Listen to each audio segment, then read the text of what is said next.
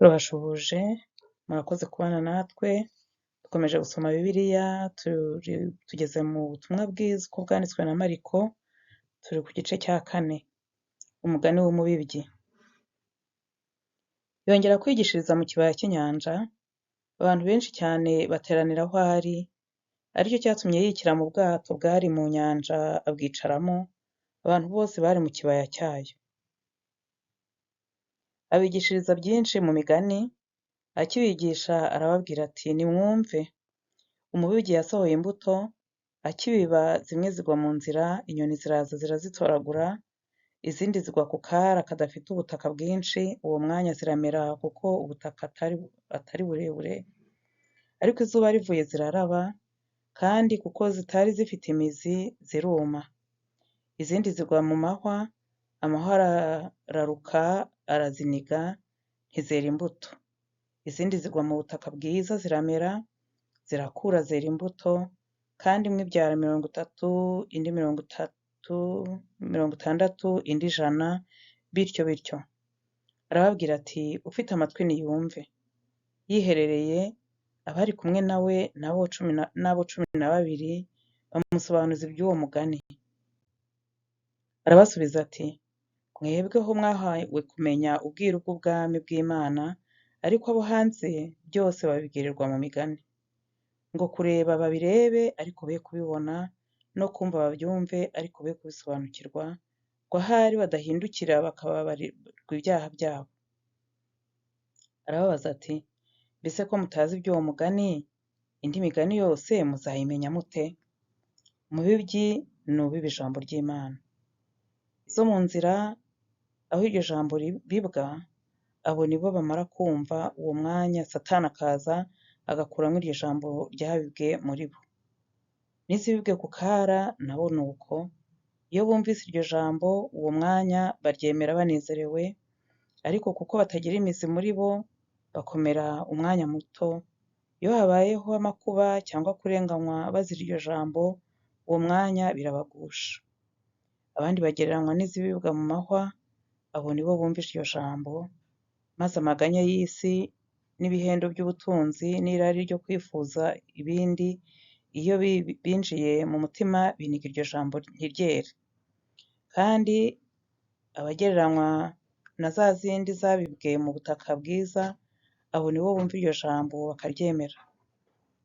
Nibo bera imbuto, umwe 30, undi 60, undi 100, bityo bityo. Iyindi migani. Nuko arababaza ati mbese itabaza rizanirwa kubikwaho inkangara, cyangwa gushyirwa munsi y'urutara? Ntirishyirwa se ku gitereko cyaryo? Kuko ari nta cyapfuritswe kitazagaragara, cyangwa icyahishwe kitazamenyekana. Ufite amatwi yumva niyumve. Arababwira ati nimuzirikane ibyo mwumva. Urugero mugeramo nirwo muzagererwamo kandi muzarushirizwaho, kuko ufite azahabwa, kandi udafite azakwa n'icyo yari afite. Arongera arababwira ati ubwami bw'Imana bugereranywa n'umuntu ubibye imbuto mu butaka, akagenda agasinzira, akabyuka nijoro ku manywa, n'imbuto zikamera zigakura atazi uko zikuze. Ubutaka bwimeza ubwabwo, ubwa mbere habanza kuba ubwatsi, maze hanyuma zikaba imigengararo, hagaheruka amahundo afite imbuto. Ariko imyaka iyo yeze, uwo mwanya nyirayo ayitemesha umuhoro, kuko igihe cyo gusarura kiba gisohoye. Kandi aravuga ati ese ubwami bw'Imana twabugereranya n'iki? Cyangwa twabusobanuza mugani ki?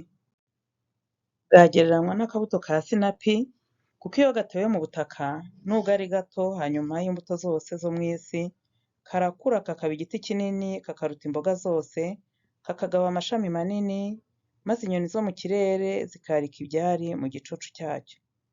Akomeza kubigishiriza ijambo ry'Imana mu migani myinshi nk'iyo, mu buryo bashobora kumva. Yavuganaga nabo atabaciriye umugani, ariko agasobanurira abigishwa be byose biherereye. Aturisha inkubi y'umuyaga wo mu nyanja. Kuri uwo munsi bugorobye arababwira ati twambuke tujye hakurya. basiga abantu bamujyana mu bwato yahozemo, kandi hari n'andi mato hamwe nabwo. Nuko ishuheri y'umuyaga iraza, umuraba wisuka mu bwato bigeza aho bwenda kurengerwa. Yari asinziriye aryamye ibwerekeza, yiseguye umusego. Baramukangura baramubaza bati, "Mwigisha, ntubyitayeho ko tugiye gupfa?" Akangutse acyaha umuyaga, abwira inyanja ati, "Ceceka utuze." Umuyaga uratuza, inyanja iratungana rwose. Arababaza ati, "Ni iki kibateye ubwoba? Ntimurizera?" Baratinya cyane baravugana bati, "Mbese uyu ni muntu ki utuma umuyaga n'inyanja bimwumvira?" Igice cya 5. Yirukana abadayimoni benshi mu muntu. Bafata hakurya y'inyanja mu gihugu cy'Abagadareni. Yomotse uwo mwanya umuntu utewe na dayimoni ava mu mva, aramusanganira. Yabaga mu mva, ntawari ukibona icyo ashobora kumubohesha naho waba umunyururu, kuko kenshi bamubohesheje ingoyi y'amaguru n'iminyururu y'amaboko, maze ingoyi akayicagagura n'iminyururu akayivunagura, ntihagira umuntu ubasha kumuhosha. Iteka ryose ku manywa na nijoro yahoraga mu mva no ku misozi asakurizayo yikebesha amabuye. Abonye Yesu akiri kure, arirukanka aramupfukamira, ataka ijwi rirenga ati, "Duhuriye he Yesu, Mwana w'Imana isumba byose? Nkurahije Imana ntunyice urupfu n'agashinyaguro." Kuko yari yaramubwiye ati, "Dayimoni we muvemo." Aramubaza ati, "Witwa nde?"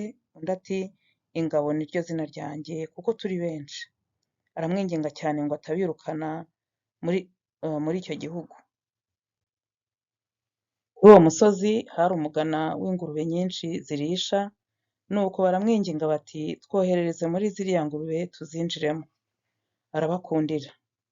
Abadayimoni bamuvamo binjira muri izo ngurube, umugana wirukira ku gacuri zisuka mu nyanja, zihotorwa n'amazi, zari nk'ibihumbi 2. Abungeri bazo barahunga, babibwira abo mu mudugudu n'abo mu ngo, baza kureba uko bibaye. Bageze aho Yesu ari, basanga uwari utewe n'ingabo z'abadayimoni yicaye, yambaye afite ubwenge nk'abandi, baratinya. Ababonye ibyabaye kuri uwo muntu n'ingurube babitekerereza abandi. Baherako baramwinginga ngo ave mu gihugu cyabo. Akikira mu bwato, wa muntu wari utewe n'abadayimoni aramwinginga ngo bajyane, ariko ntiyamukundira, ahubwo aramubwira ati, "Witahire ujye mu banyu, ubabwire ibyo Imana igukoreye byose nuko ikubabariye." Aragenda atangira kwamamaza i Dekapoli ibyo Yesu yamukoreye byose, abantu bose barumirwa. Yesu akiza umugore wari umaze imyaka 12 ari mu mugongo. Nuko Yesu agenda mu bwato asubira hakurya, abantu benshi bateranira aho ari iruhande rw'inyanja. Umwe mu batware b'isinagogi witwaga Yayiro araza, amubonye yikubita imbere y'ibirenge bye. Aramwinginga cyane ati, "Agakobwa kanjye karenda gupfa, ndakwinginze uze ukarambikeho ibiganza byawe gakire kabeho." Aragenda ajyana nawe, abantu benshi baramukurikira bamubyiga. Nuko hariho umugore wari mu mugongo wari ubimaranye imyaka 12, ababazwa, n'abavuzi baraje benshi bagerageza kumukiza, bamumarisha ibintu bye byose abitangamo ingemu, ariko ntibagira icyo bamumarira, ahubwo arushaho kurwara. Yumvise ibya Yesu araza aca mu bantu, amuturuka inyuma akora ku mwenda we, kuko yari yibwiye ati, "Ninkora imyenda yo gusa ndakira." Uwo mwanya isoko y'amaraso irakama, amenya mu mubiri we yuko akize cya cyago. Yesu nawe yiyumvamo ko ubushobozi bumugabanutsemo, ahindukira abyigana n'abantu, arababaza ati, "Ninde ukoze umwenda wanjye?" Abigishwa be baramusubiza bati, "Ese ye, abantu barakubyiga nawe ukagira ngo ninde unkozeho?" Abararanganyamo amaso agira ngo abone umukozeho. Uwo mugore aratinya, ahinda umushyitsi kuko azi ikimubayeho, araza amwikubita imbere amubwira iby'ukuri byose. Aramubwira ati, "Mwana wanjye, kwizera kwawe kuragukijije, wigendere amahoro ukire rwose icyago cyawe." azura umwana wa Yayiro. Akivugana nawe haza abavuye kuri wa mutware w'isinagogi bati wa mwana ko yapfuye uracyaruhiriza iki umwigisha? Ariko Yesu ntiyabyitaho, abwira umutware w'isinagogi ati witinya, izere gusa. Ntiyakundira undi muntu kujyana nawe keretse Petero na Yakobo na Yohana mwene se wa Yakobo. Bageze mu muryango w'inzu y'umutware w'isinagogi ahasanga urusaku rw'abarira n'ababoroga cyane. Nuko yinjiye arababaza ati ni iki gitumye musakuza kandi murira? Umwana ntiyapfuye ahubwo arasinziriye. Baramuseka cyane. Arabaheza bose, ajyana se w'umwana na nyina n'abari kumwe nawe ajya aho uwo mwana ari. Amufata ukuboko aramubwira ati tarisa kumi, bisobanurwa ngo gakobwa, ndakubwira nti byuka. Uwo mwanya ako gakobwa karabyuka karagenda, kuko kari kamaze imyaka 12 kavutse. Uwo mwanya barumirwa cyane. Yesu arabihanangiriza cyane ngo hatagira umuntu wese ubimenya, abategeka gufungurira ako kana. Igice cya 6. Yesu ari i Nazareti atuma intumwa. Ava yajya iwabo, abigishwa be baramukurikira. Isabato isohoye, aherako yigishiriza mu isinagogi, benshi babyumvise baratangara bati ibi byose uyu yabikuye he? Kandi ubu bwenge yahawe n'ibitangaza bingana bityo akora abikura he? Mbese si we wa mubaji mwene Mariya, mwene se wa Yakobo na Yosefu na Yuda na Simoni? Bashiki be nabo ntiduturanye? Ibye birabayobera. Yesu arababwira ati umuhanuzi ntabura icyubahiro keretse mu gihugu cy'iwabo no mu muryango w'iwabo no mu nzu yabo. Nuko ntiyashobora kugira igitangaza ahakorera na kimwe, keretse abarwayi bake yarambitseho ibiganza arabakiza. Atangazwa n'uko batizeye. Agendagenda mu birorero impande zose yigisha. Bukeye ahamagara abo 12, aherako atuma 2 abaha ubutware bwo gutegeka abadayimoni. Abihanangiriza kutajyana ikintu cy'urugendo, keretse inkoni yonyine, ati mwijyana impamba cyangwa imvumba cyangwa amakuta mu mifuka yanyu, ahubwo mukwete inkweto kandi ntimwambare n'amakanzu 2.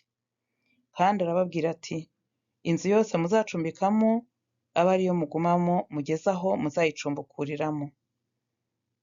Aho abantu batazabacumbikira ntibabemere, nimuvayo muzakunkumura umukungugu mu birenge byanyu, ngo bibabere ikimenyetso cyo kubahamiriza.